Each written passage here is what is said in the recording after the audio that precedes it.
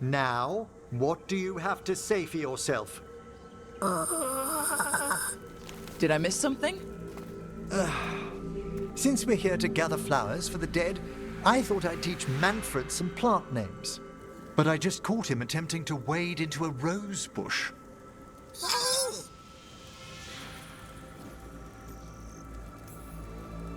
That must have been frustrating. He knows he's not supposed to play in the horticulture.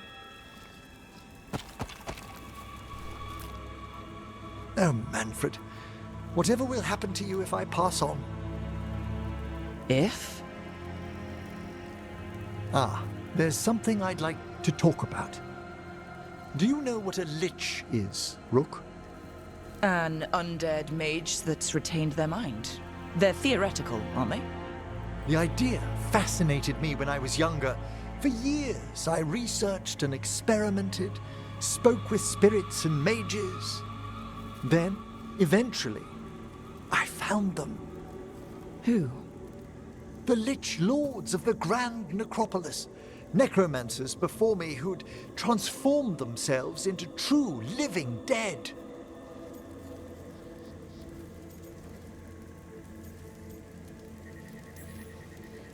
Incredible. Do the other Watchers know? Well, the most senior do. You weren't high enough in the Order to be informed. The Liches are the great protectors of the Necropolis, bulwarks against forces that threaten creation. After years of tests and rituals, they granted me my desire, the right to attempt lichdom. Hold on. If you become a lich, then all this flirting we've been doing... I should hate to lose your company while I'm still mortal. What would you being a lich be like? A vast leap. Flesh cast aside for bone, returned immortal for all time.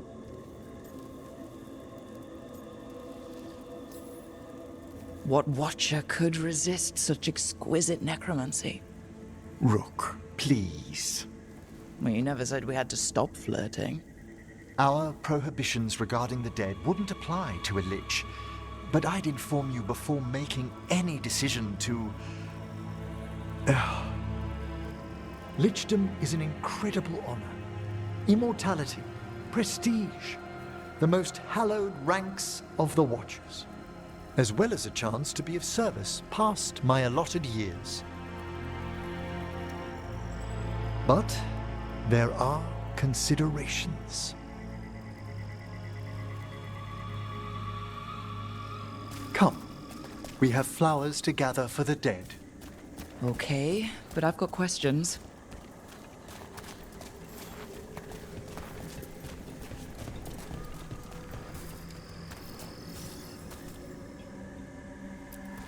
Blue creepvine. This will do nicely. So, if you were a lich, it wouldn't be a spirit mimicking you? It'd be your actual soul in the corpse. It would. I didn't think... Wait. Is that what Vorgoth is? Oh, no one knows what Vorgoth is.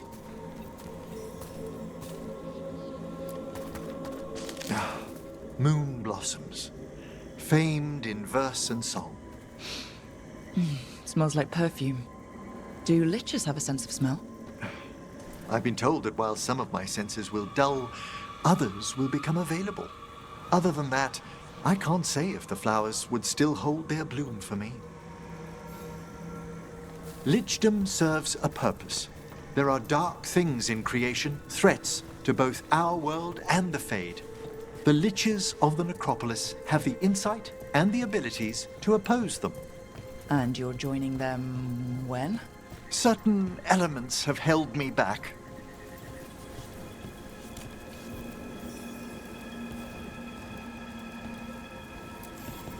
There's no ready instructions for lichdom. The steps must be discovered on one's own over years to be fully understood. Does the spell to become a lich kill you, or do you have to... No, mercifully, that falls to another Watcher. After my death, my soul will be drawn back into my body instead of moving on to whatever lies beyond.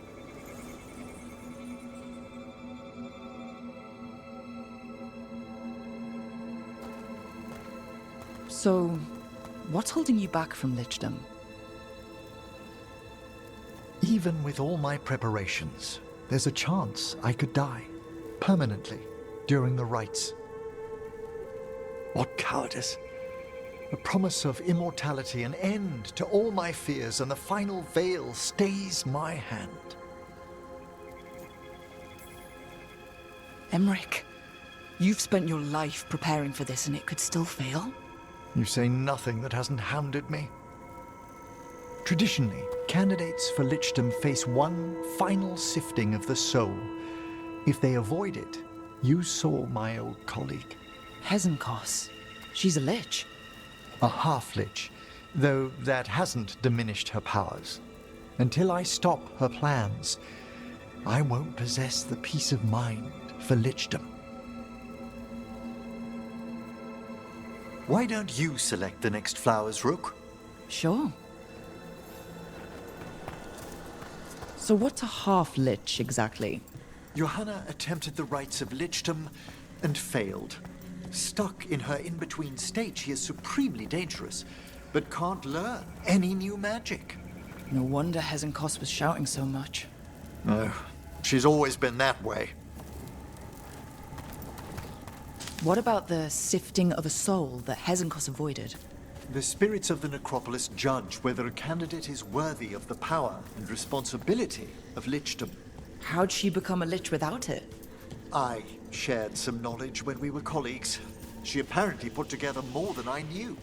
It would be just like her to skip the rituals, the cleansings, the preparations of the soul. For a watcher, Hezenkos is pretty harsh on spirits. We made allowances because of her discoveries. Too many. Spirits are not things to be disposed of. You really care about them? They're so susceptible to the world's whims, Rook. Some spirits are dangerous, but how quickly most respond to a bit of kindness or care, or simple attempt to understand. For all she's done, I can't condemn Johanna for attempting lichdom. That freedom from mortality, that divorce from fear, and of course, time to read all of one's books. Of course. But how she's abused her abilities. Are my intentions enough to fare better? Worrying's a good sign. We have enough flowers. There's something I'd like to show you.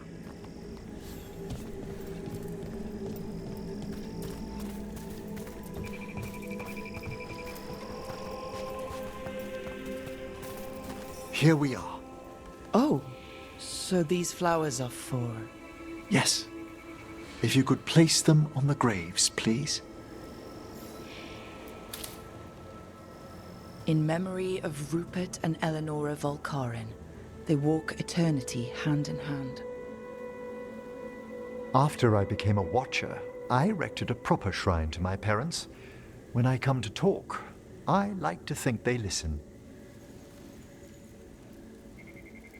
Well, don't be shy. Introduce yourself.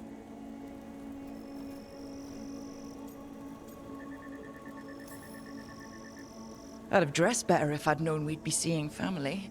Oh, you look splendid. I'm Rook, also a Mourn Watcher. Best greetings. Do you remember your parents? Some memories are bright. Others are akin to those dim, early morning dreams one gets sometimes. Lately, I wondered what they'd think of our current course, the choices ahead. Your lichdom. What would they have wanted me to be? Happy with someone who cares for you.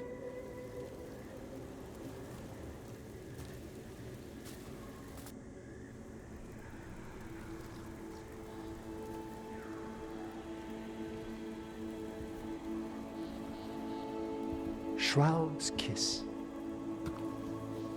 I've always loved the legend around this flower. They say it grows on lovers' graves, and that one moves closer to the fade simply by inhaling its fragrance. Is that true? It is when I will it, my dear. What else?